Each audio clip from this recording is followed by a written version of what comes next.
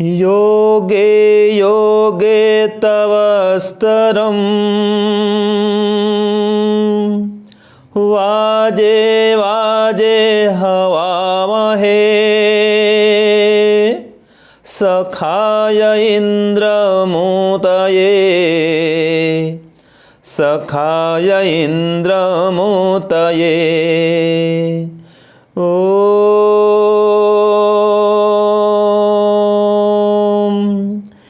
योगे योगे तव स्तरं वाजे वाजे हवामहे सखाय इन्द्रमूतये सखाय इन्द्रमूतये ओम। इस जूम कार्यक्रम में सम्मिलित सभी सज्जन महानुभावों और उड़ीसा के विभिन्न प्रांतों से यहाँ पर भाग ले रहे सभी उत्कल बंधुओं और उत्कल प्रांत के बंधुओं, तो बहुत ही हर्ष का विषय है कि आप सभी इस कार्यक्रम में जुड़े हुए हैं। और आज का जो विषय है वो है शांति का मार्ग। तो वास्तव में शांति का मार्ग क्या है? देखिए, संसार में दो प्रकार के मार्ग होते हैं, एक है श्रेय मार्ग, दूसरा है प्रिय मार्ग। इसको कहते हैं उत्तरायण का मार्ग और दक्षिणायन का मार्ग, शुक्ल मार्ग और कृष्ण मार्ग, निवृत्ति के मार्ग और प्रवृत्ति के मार्ग, निष्काम मार्ग, सकाम मार्ग, देवयान का मार्ग और पितृयान का मार्ग। तो ये भिन्न भिन्न दो मार्ग हैं। तो जो श्रेय मार्ग है वो कैसा है? ये सुख शांति का मार्ग है, शांतिदायक मार्ग है।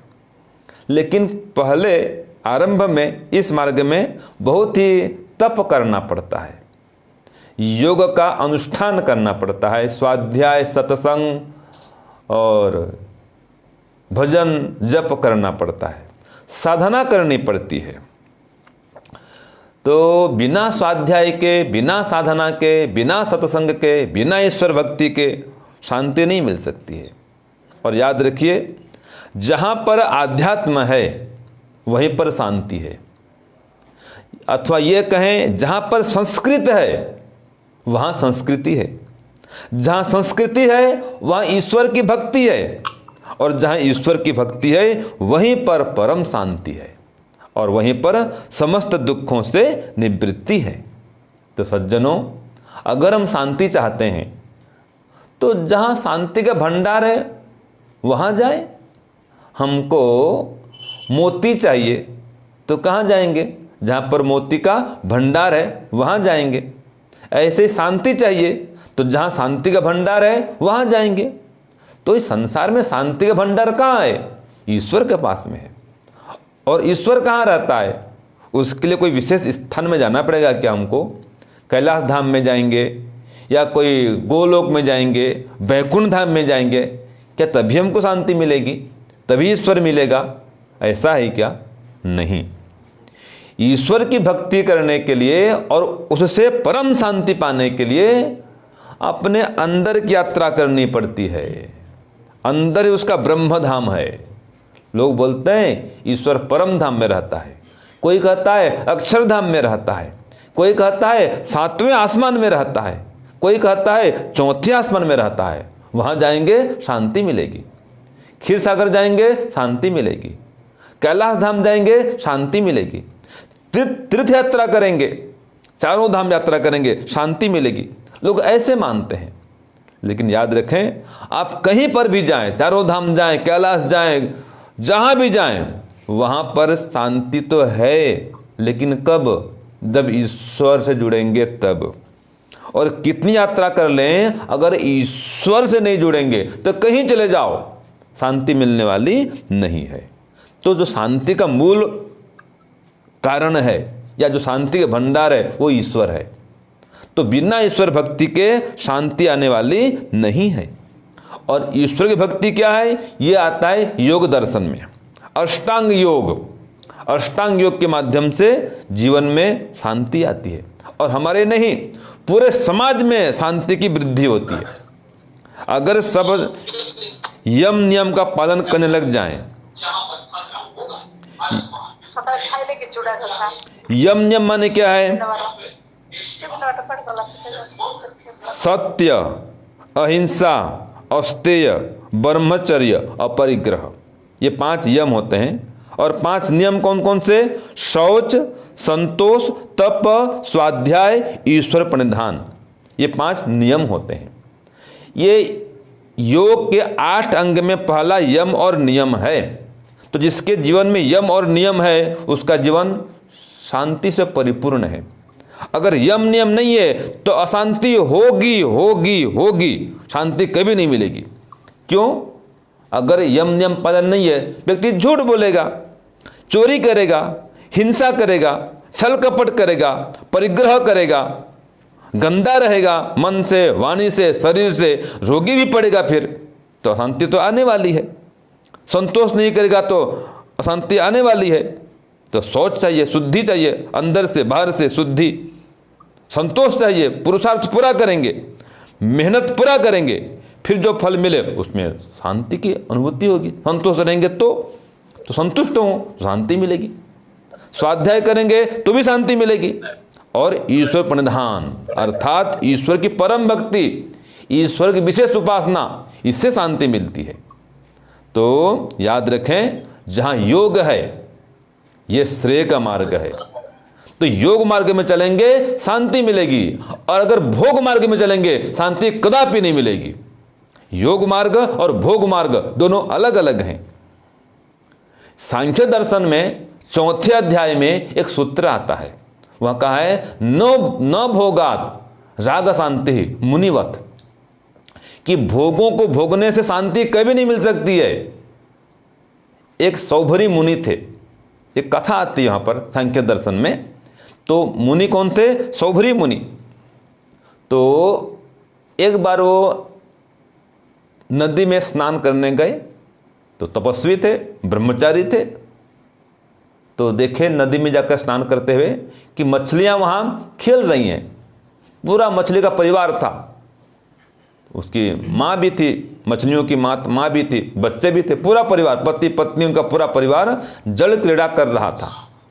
तो देख के उनको मन में कुतूहल हुआ कि मैं भी अगर ऐसा परिवार बसाऊं तो बहुत सुख शांति मिलेगी, बहुत आनंद आएगा। तो वो फिर क्या किए, गृहस्थ आश्रम में प्रविष्ट हो गए, और गृहस्थ में जाकर के सब प्रकार के भोगों का उन्होंने उपभोग किया। लेकिन ये भोगों को भोगते भोगते, अपनी कामनाओं की पूर्ति करते करते, तृष्णा को शांत करते करते जीवन भर बीत गया, लेकिन कभी इन तृष्णाओं से शांति नहीं मिली। तृष्णा पूर्ति कभी नहीं हुई, कामना की पूर्ति कभी नहीं हुई, मन कभी नहीं भरा। तो धन से, पद से, पैसा से, प्रतिष्ठा से कभी मन भरता नहीं है, शांति मिलती नहीं है। जब तक परमात्मा की भक्ति नहीं होगी शांति नहीं आएगी, नहीं आएगी, नहीं आएगी। और इसके लिए हमको श्रेय मार्ग में चलना पड़ेगा, योग मार्ग में चलना पड़ेगा। तो जो शांति का मार्ग है वो क्या है जी? योग का मार्ग है, वेद का मार्ग है, यज्ञ का मार्ग है, धर्म का मार्ग है, आध्यात्म का मार्ग है। तभी इसी पथ में जाएंगे तब जाकर के हमको शांति मिल सकती है। और जो व्यवहार करेंगे, यम नियम का पालन करते हुए व्यवहार करेंगे, सबके साथ सच्चाई से, ईमानदारी से व्यवहार करेंगे, झूठ छल कपट से दूर रहेंगे, सबके साथ प्रेम पूर्वक व्यवहार करेंगे, हिंसा नहीं करेंगे, झगड़ा नहीं करेंगे, गुस्सा नहीं करेंगे, तो शांति मिलेगी। ये यम और नियम में सत्य और अहिंसा का पालन है। ऐसे ही चोरी कभी नहीं करेंगे, अगर चोरी करेंगे शांति छिन जाएगी। सहन शक्ति को धारण करेंगे तो शांति मिलेगी।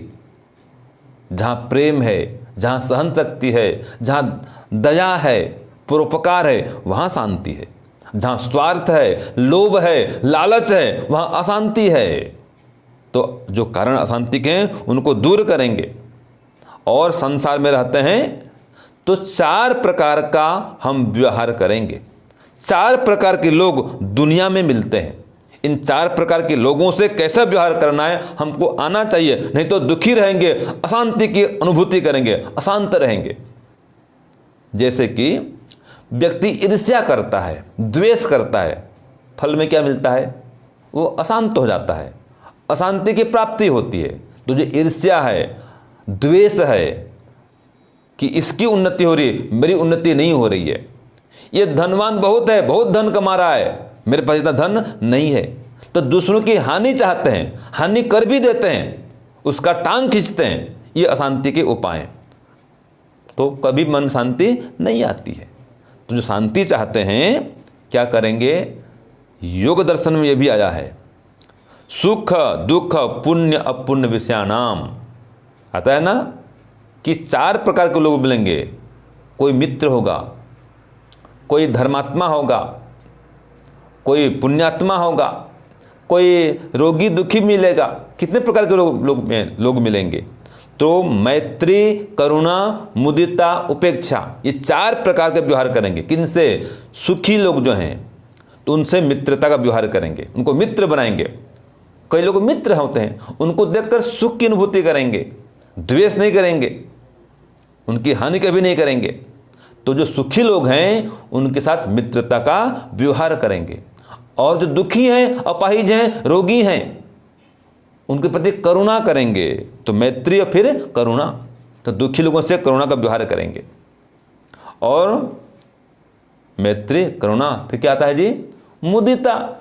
जो धर्मात्मा लोग हैं, संत हैं, महात्मा हैं, उनको देख करके मन में प्रसन्न होंगे कि कितने अच्छे महात्मा हैं, संत हैं, हम इनके सत्संग में जाएंगे, इनसे उपदेश लेंगे, तो मन में शांति आती है। लेकिन जो दुष्ट व्यक्ति हैं इनका संग कभी नहीं करेंगे, कुसंग में कभी नहीं पड़ेंगे, तो शांति मिलेगी। अगर दुष्ट संग हो गया, दुष्ट माने जो पापी है, अधर्मात्मा, दैत्य लोग, ये आतंकवादी हैं, हिंसक लोग हैं, अगर इनका संग करेंगे, वो सब दुर्गुण, जितने दुर्गुण हैं उनके अंदर दोष हैं, वो हमारे अंदर आ जाएंगे, फिर हमें अशांति मिलेगी। तो याद रखिए, जो दोष हैं, दुर्गुण हैं, वो अशांति के कारण हैं। जो सद्गुण हैं वे शांति के कारण हैं। तो शांति चाहते हैं, सद्गुणों को धारण करें। और जो सुखी व्यक्ति हैं उनके साथ मित्रता का व्यवहार करें, द्वेष नहीं करें, ईर्ष्या नहीं करें, तो शांति मिलेगी। उनकी बुराई भी नहीं करें, निंदा भी नहीं करें, चुगली भी नहीं करें। व्यक्ति अशांत क्यों होता है? उसकी उन्नति हो रही है, मेरी नहीं हो रही है। तो तेरी तो कुछ हानि को कर नहीं रहा है, लेकिन दूसरों को देख करके जलन करता है, ईर्ष्या करता है और अशांत हो जाता है। तो ऐसा नहीं करें, उनके साथ मित्र भाव बना कर रखें। जो मित्रता करेंगे शांति मिलेगी, नहीं तो ईर्ष्या करेंगे तो अशांति आ जाएगी। तो ऐसे जो दोष हैं, दुर्गुण हैं, इनको हटाएं। ये मानसिक विकार हैं, लोभ, लालच, ईर्ष्या, अहंकार, ये दोष हैं। जो दोष हैं हमेशा दुख देते हैं, हमेशा अशांति पैदा करते हैं। तो दोष को दूर करें। जो अपने अंदर बुराई है इनको दूर करें। यही वेद मंत्र में परमात्मा हमको संदेश देते हैं। क्या कहते हैं? ओम विश्वानि देव सवितः दुरितानि परासुवा यद्भद्रं तन्न आसुवा यद्भद्रं तन्न आसुवा यद्भद्रं तन्न आसुवा यद्भद्रं तन्न आसुवा। इसमें क्या कहा कि हे परमात्मा, मेरे समस्त दुर्गुणों को दूर कर दीजिए। विश्वानि दुरितानि परास्व, दुरित माने दुर्गुण, दोष, इनको परास्व, मुझसे दूर कर दीजिए। और यद भद्रम, जो भद्र है, कल्याणकारी गुण, कर्म, स्वभाव है, तन्न आस्व, वो मेरे अंदर भर दीजिए। तो जो भद्र अर्थात कल्याणकारी गुण है वो शांति का कारण है, और जो दुरित है वो अशांति का कारण है। तो अगर शांति चाहते हैं तो एक चीज पकड़ लें, ईश्वर की भक्ति। जैसे हम घड़ी रखते हैं, ये बैग लाइए तो मैं बताऊं आपको। ये देखिए एक छोटा सा बैग है, ये मैं इसका जो ऊपर का ये है ना, ये पकड़ लिया ये, तो पूरा बैग ऊपर में आ गया है, देख रहे हैं ना। अगर इसको छोड़ दूंगा तो पूरा बैग नीचे गिर जाएगा, छूट गया, गिर गया। घड़ी का जो ऊपर का एक चेन पकड़ेंगे कड़ी, पूरा घड़ी ऊपर आ जाती है, छोड़ते सब नीचे। तो ऐसे एक ईश्वर की भक्ति अगर जीवन में आ जाए तो उसके साथ में कई सारे सद्गुण आ जाते हैं। जैसे कि अग्नि पास बैठेंगे तो गर्मी अपने आप आएगी, ऐसे ईश्वर के पास बैठेंगे, उसकी उपासना करेंगे, ध्यान करेंगे तो शांति अपने आप आएगी। परमात्मा शांति का भंडार है। और अगर परमात्मा की भक्ति छोड़ देंगे तो दुरित अपने आप आ जाएंगे। अगर प्रकाश में नहीं बैठेंगे, धूप में नहीं जाएंगे तो अंधकार में जरूर रहेंगे। और अंधकार है वहाँ पर क्या है? अज्ञान, अंधकार, वो दुख का कारण है। जो अशांति है उसका मूल कारण अज्ञान है, अविद्या है। इसलिए अविद्या को दूर करेंगे, अज्ञान को दूर करेंगे तो ईश्वर की भक्ति करेंगे, ध्यान करेंगे तो ईश्वर से ज्ञान मिलता है। और यहाँ तक कहा है योग दर्शन में भी, जो व्यक्ति योग का अभ्यास करता है उसके अज्ञान का विनाश होते जाता है। अज्ञान का नाश होने से व्यक्ति अधर्म में प्रवृत्त नहीं होता है। जो अधर्म से दूर होता है तो मन में शांति बनी रहती है। इसलिए सबका मूल क्या है? ईश्वर की भक्ति है। अगर आपको देखिए सोना चांदी चाहिए तो कहाँ जाएंगे आप? जो सोने चांदी का मार्केट है वहाँ जाएंगे, सोनार पास जाएंगे, जो ज्वेलर्स है उसके पास जाएंगे। और हमको चाहिए सोना चांदी, और अगर हम जाते हैं कहाँ? सब्जी मार्केट में। भाई सब्जी मार्केट में सोना चांदी कहाँ मिले? नहीं मिलने वाला है। तो इसलिए शांति चाहिए तो जो शांति का स्टोर है उसके पास जाओ। वो स्टोर कौन है? परमात्मा। उसके पास जाएंगे शांति मिलती है। नहीं तो शांति की अपेक्षा है और जाएंगे संसार में, संसार में घूमते रहो, घूमते रहो, घूमते रहो। यहाँ स्थायी शांति कदापि मिलने वाली नहीं है। तो संसार में रहें, सांसारिक काम भी करें, लेकिन संसारपति को नहीं भूलें। तो संसार में रहते हुए यदि संसारपति से जुड़े रहेंगे तो सुख शांति से युक्त रहेंगे। और अगर संसार में आ करके संसार को भूल जाएंगे तो सुख शांति को प्राप्त नहीं कर पाएंगे। तो इसलिए सुख शांति चाहते हैं तो ईश्वर को याद रखें, उसकी भक्ति करें, ध्यान करें, योग मार्ग में चलें, श्रेय मार्ग में चलें, आध्यात्मिक मार्ग में चलें, तब जाकर के सुख शांति की प्राप्ति कर पाएंगे। तो बस आज का संदेश यही है कि जो सुख चाहते हैं व्यवहार काल को बढ़िया बनाएं, अर्थात उसमें यम नियम का पालन करें। सत्य, अहिंसा, अस्तेय, ब्रह्मचर्य, अपरिग्रह, ये 5 यम, इनको धारण करें। और व्यक्तिगत जीवन में शौच, संतोष, तप, स्वाध्याय, ईश्वर प्रणिधान, इसको अपनाएं। फिर धीरे धीरे आसन, प्राणायाम, प्रत्याहार, धारणा, ध्यान और समाधि, ये अष्टांग योग का पथ है।